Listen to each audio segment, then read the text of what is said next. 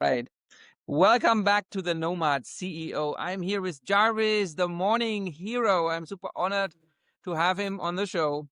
He transforms lives and he's a seasoned coach, entrepreneur, founder, inspiring personality. And welcome to the show, Jarvis. Let's go. Let's Let's go. It's go. actually it's actually 4 p.m. where I'm at, so it's this is like the equivalent of midnight for me. Because I'm up at 3:30, 4 in the morning every day. So it's the evening time right now. It's evening hero. I'm being an evening hero right now for you. Yeah, you're like me. You become a vegetable after. Well, but for me, it's like 9 p.m. is already like borderline, right? So, Yeah. but same here. I woke up 4:30 today, getting ready to be a morning hero. All right. Yeah. Yeah, So it's the secret sauce of life. yeah. So hey, Jarvis, I want to dive into your journey. What was your, let's say, pivotal moment, your or lowest point, and how did that what impact did that have on your growth journey? The reason why I'm asking this all the time and why I usually start at these low points is because I think guys need more encouragement. Men have um in 2025 there's not enough encouragement going around, and so we need these inspiring stories of people who despite those challenges, despite the hardship, they've have got a story to share how they overcame their problems and went beyond, transcended them, and went beyond and achieved. Now you're a high achiever, you're a successful coach. So I wanted to get your story. Please share. Yeah, I appreciate that, and I appreciate what you're doing. With this message of bringing out encouraging stories from men. And I think you're right. We don't do it enough. We don't hear it enough. We don't affirm each other enough. I was just sitting talking to a friend yesterday, and he was telling me about this huge success that he's having. He's having a monument. He's something monumental just happened in his life. And this morning, I sent him a text message and I said, "Hey, I'm so proud of you. I'm so proud of you." And he sent me a message back. He was like, "Wow, I never hear that. Thank you so much." And we don't hear it from our families. We don't hear it from our partners. We definitely don't hear from each other. So I appreciate what you're doing because we need to hear these positive, affirming, encouraging stories, and we need to hear from each other that we're proud of each other. So, uh, but what kind of where did I get started?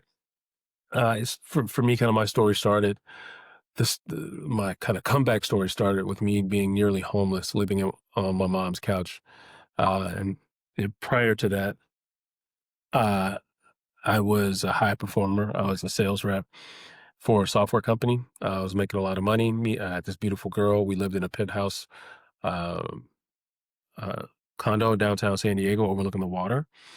And on the outside, everything in my life was great. Like if you looked at my life, it looked like we had it all. And I was really good at wearing the mask because on the outside things looked great, but on the inside, slowly started to feel like I was crumbling and starting to unravel. I just wasn't, for some reason, I kind of just felt stuck. I would come home and have a drink of wine every night. And I was really kind of just falling into this vicious loop of kind of like dealing with the stress of the day and coping and numbing and escaping. And, I was just like, I felt like I was in this rut, and that rut really started to unravel my life. And so I stopped taking care of myself. I stopped really performing at work, and slowly but surely, over the course of a year, I started to deteriorate from the top ranked sales rep on a company all the way down to the very last ranked sales rep company. I stopped taking care of home. I stopped paying attention to my partner, and within 1 week, I got fired from my job, and me and the girls broke up, and I was out on the street with a bag, with a duffel bag, and I was kind of roaming around the streets of San Diego looking for a place to stay. And literally, at 35 years old, I was semi-homeless, and I had to bite the bullet and move back home to Chicago, where I'm originally from, and move into my mother's basement.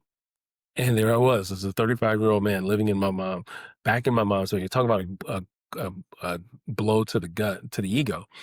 And, um, and that wasn't even, you would think that was the rock bottom. That wasn't even the rock bottom. The rock bottom was, and so while I'm there, in my on my mom's basement, no job, no money, no girl, no nothing, right? I'm just kind of like existing, and I get a notification from LinkedIn, and it says, "Hey, go congratulate Eric on his new job promotion."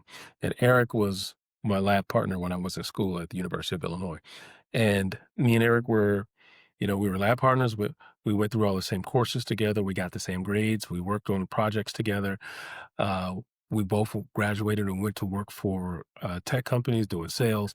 And so, like, me and Eric were on the exact same trajectory in life. And then 15 years later, I hadn't talked to him, and here I am on my couch, my mom's couch, getting a notification saying, "Go check out Eric's new job promotion." And so I go look at his page, and he was now the chief technology officer of this company. And there I was, semi homeless on my mom's couch, and I'm looking like me and him were the exact same. And then here I am, almost homeless, and he maximized his potential. And that was the first time it was like the Lord was showing me, like, Jarvis, I gave you all the same gifts, all the same resources, all the same talent and intellect and acumen and people in your corner and support. I gave you everything I gave him. And look what he's doing with it. And look what you're doing. He's like it was a mirror. Like, this should have been the life you should be living. You deserve this. And it was like a gut punch. Like, I was wasting my potential, and I wasn't living up to it to what I knew I could. And so that for me was the wake up call. And I was like, okay, what are you gonna do? Like, you are built better than this, Jarvis. You're built better than to be here on this couch. Get your act together. And I went and I was I started kind of reading and watching videos on, like, the great people like Kobe Bryant and Michael Jordan and Elon Musk, and I wanted to figure out what their formula for success was. And I noticed something there, like with Kobe, uh, uh, he talked about this. Yeah, it was an interview I was watching. It was like this interviewer said, Kobe, what makes you so special? Like, you're a living legend. What makes you so special? And he says, there's nothing special about me. Um, I just outwork everyone. It's like I'm in the gym at 4 in the morning. I'm there 2 hours before anybody else gets there. By the time the next person gets there, I've already shot 1,000 free throws and I've done 2 workouts. He's like, they will never beat me because I win before they even wake up. That struck a chord with me. Like, that moment that I'm there broken on my couch, that sentence he said, "They will never beat me because I win before they even wake up." And I was like, "You know what? Screw it. Tomorrow I'm getting up at 5 in the morning." And at this time I'm like, I'm waking up at like 8 o'clock in the morning. Like, I had nothing really going for myself. Like, I had nothing to wake up for. So I'm waking up, in the mid morning.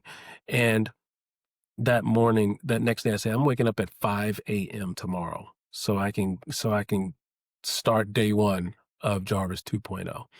And that next morning, I woke up at 4:57 a.m., 3 minutes before my alarm went off, and I got up and I was excited. And it was the first time I experienced true peace. It was dark outside. There was no birds chirping. There was no um, notifications. There was no text messages. There were no phone calls. There was no Instagram, or there was no family. It was just quiet and stillness. And it's the first time I, like, really felt like I had time. I had time to pray and meditate and to get connected to my creator and pull out my journal and brainstorm and journal my goals and put together a business plan and map out how I'm going to get there. And then I went for a run, and then I came back, and then I went looked at the list I created, and I did the first 3 things on the list, and then I looked up at the clock, and it was 7 a.m. And there it was.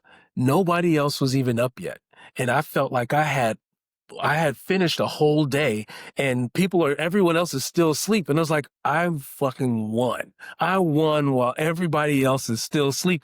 Like, I was like, that morning, I felt like a hero.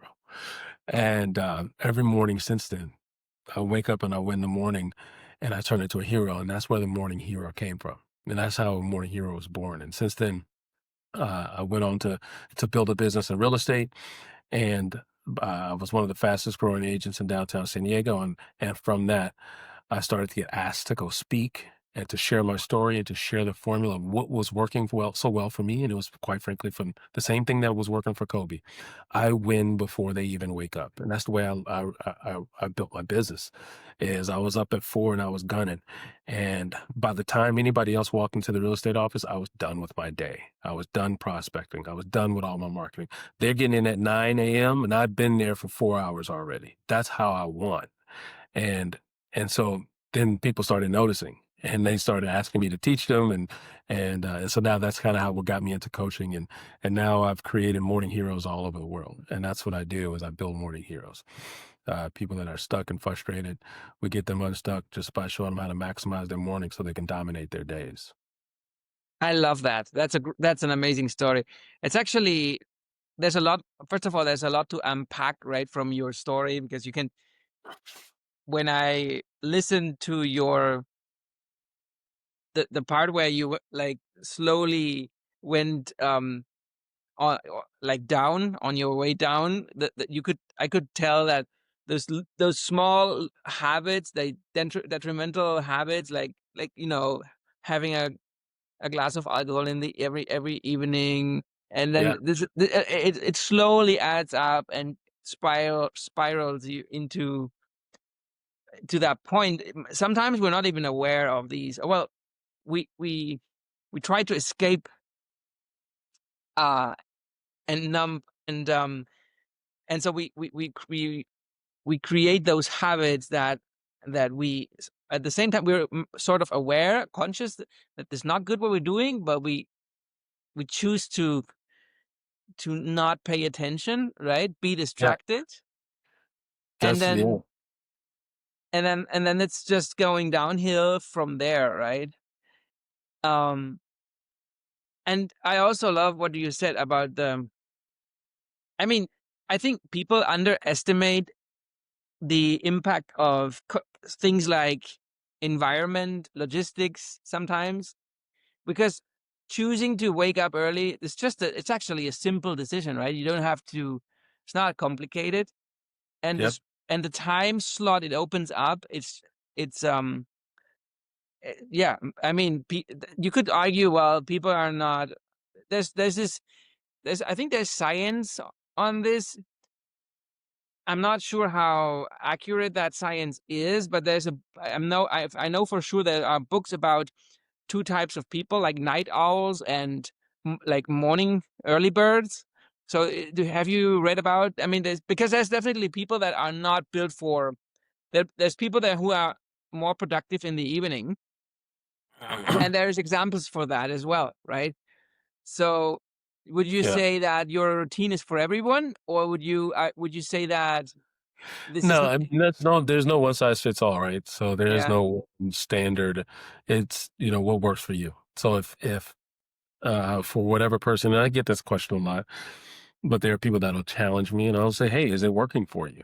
Is that working for you?" If the answer is yes, then hell, why would you change it? Keep doing it. And so the moment, just like being a night owl for me, worked for me for a long time. I was a computer engineer and in school, and we prided ourselves on staying up all night doing homework. We called them hackathons. We'd be up writing code, computer code, from like 10 p.m. to 4 in the morning, and that was just how we existed. And that worked for us. And then when I graduated, I went to the business world, and then that worked for me for a little while into the business world until it didn't. And then, but here's one thing I will say though.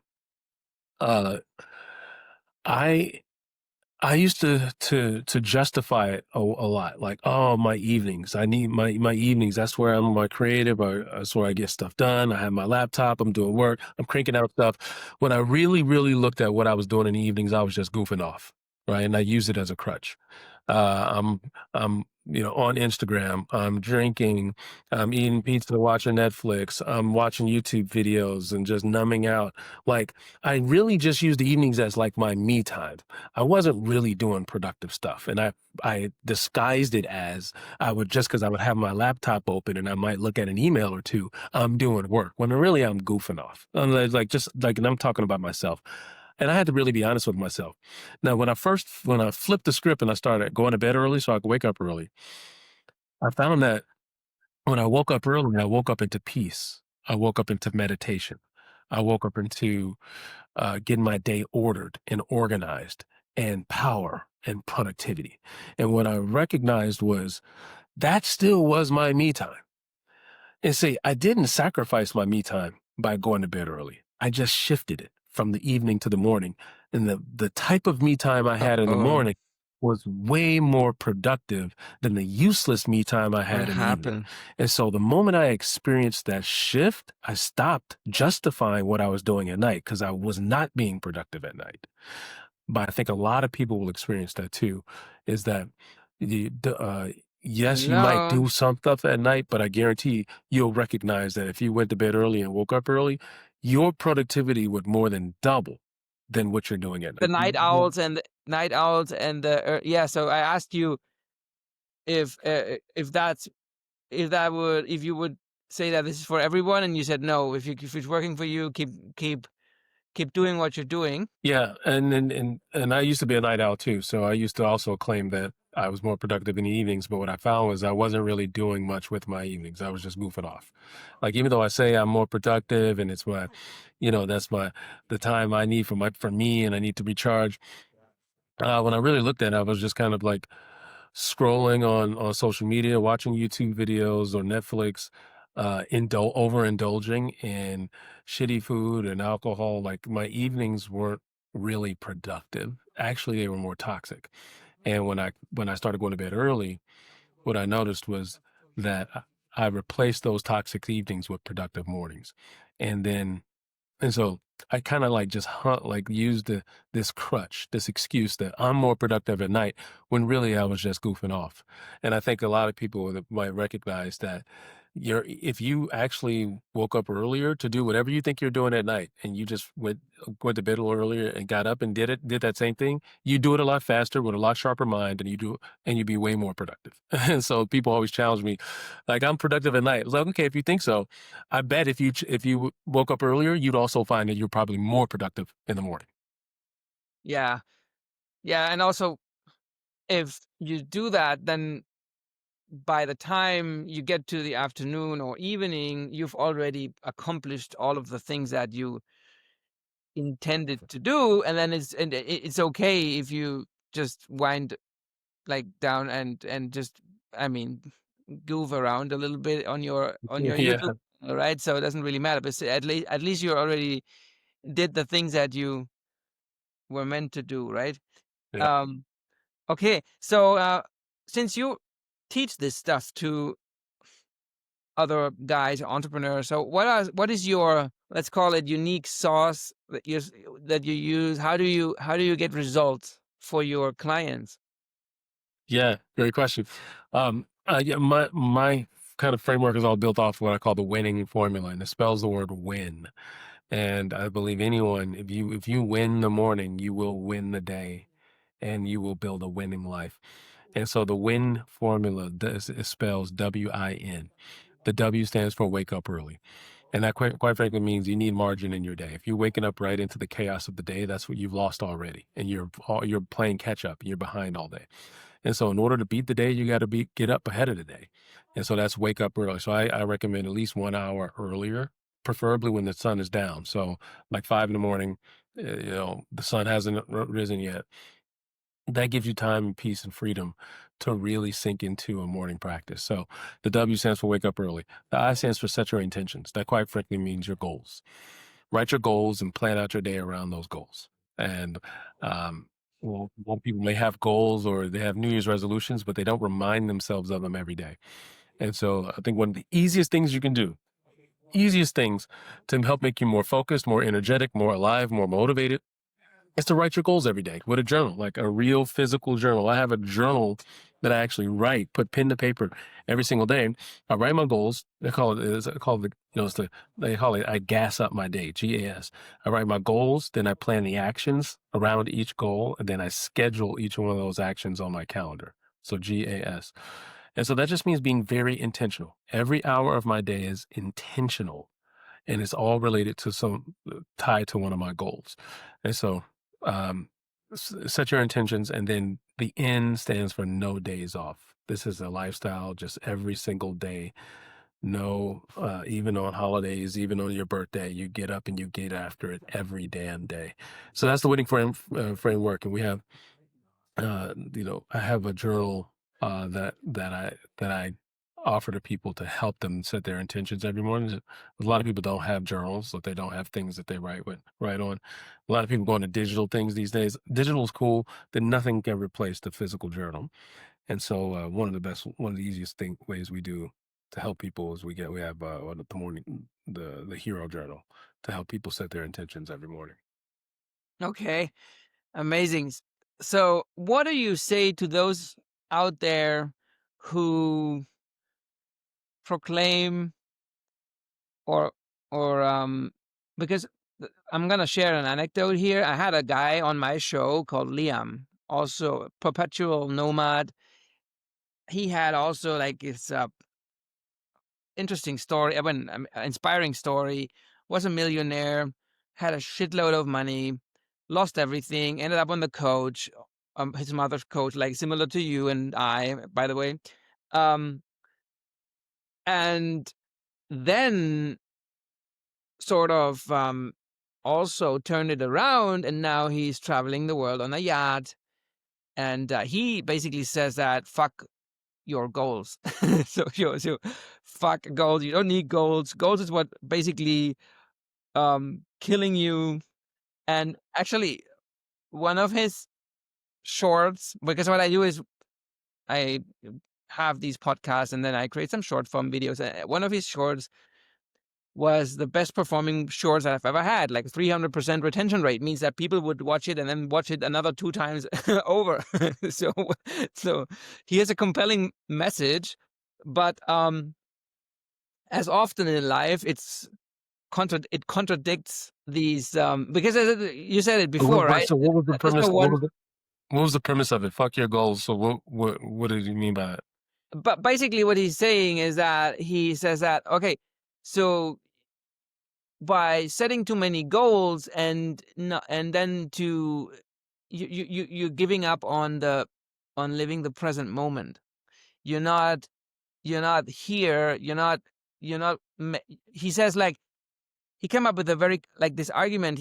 Is like look at the flower, look at nature. They just exist, right? So a flower does not speed up the process of um of growing. Like there's a natural process that underlying everything is happening in the world, and so we're if we're trying to force things into existence that are not there yet, and not there's this that we sort of skip the gestation process of things to unfold. We're not connected to our source, and then we're not basically in the moment, and we're constantly stressed out and have these goals that are not actually helping us to become the person we're meant to be. And so that's his argument, right? So, and he lives it. He also coaches people on a yacht again, like traveling the world in his bag. And he's been on he's been this millionaire before, chasing goals. So he has a compelling story, right? But I'm also, I'm asking you because from his standpoint, it doesn't make sense, right? So, and there's also another one. I want to add one more layer to this. If you go back, and this is something that's true for, centuries, you'll always find these.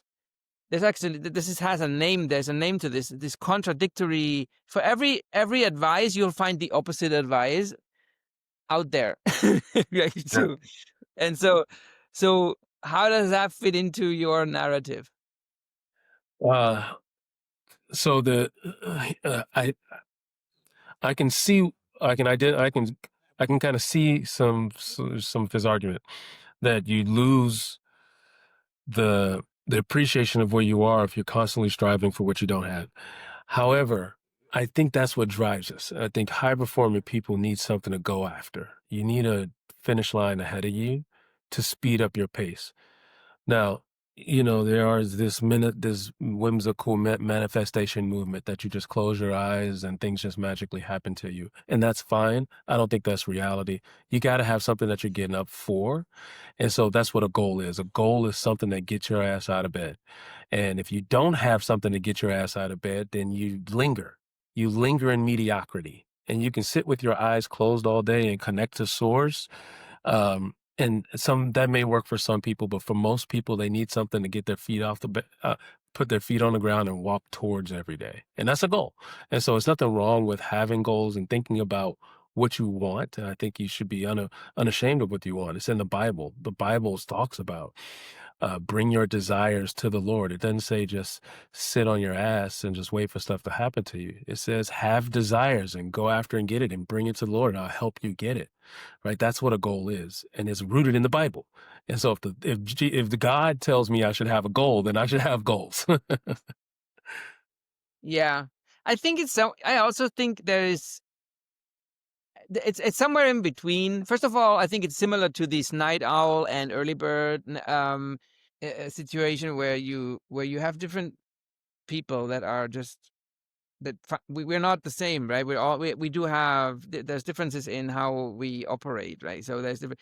So for some people, it might be necessary. They need a lot of goals in order to function and to be reminded about what they should be doing on a consistent daily basis, right? So and other Yeah, people they have just this clear vision where it's like you can find people who have they come into the world and then there's at young age they already know what they want to become and yeah, then they just do that, right? So which is something I deeply admire, or I'm almost it's envy I have for these people because they have this inbuilt purpose driven thing like drives them into one direction and one direction only, and then they become that person, and then it's just this is maybe this is the greatest gift you could possibly have, because for other people it's finding purpose is can be and often is the most challenging thing they ever have. Like I had to rediscover my purpose